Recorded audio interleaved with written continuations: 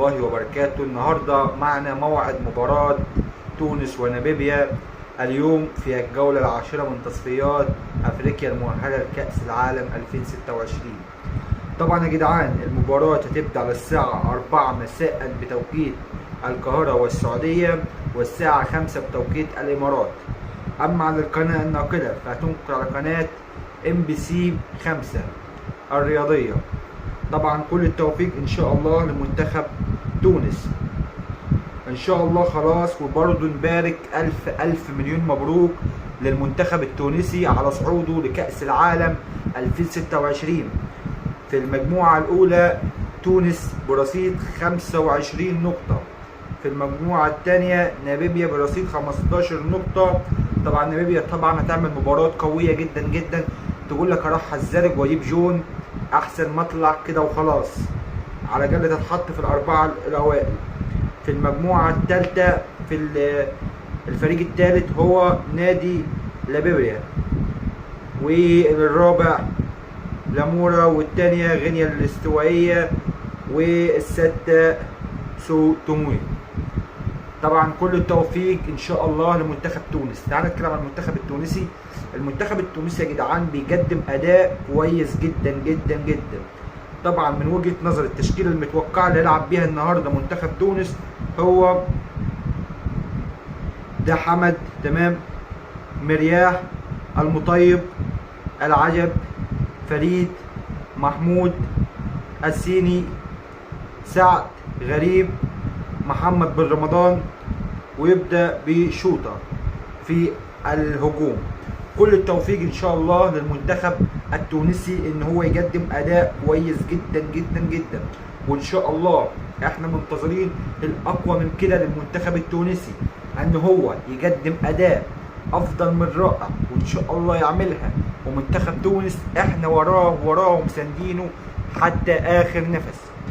كل التوفيق ان شاء الله للمنتخب التونسي. وبس كده يا جدعان، اسيبكم شويه مع الانترو وارجع لكم تاني.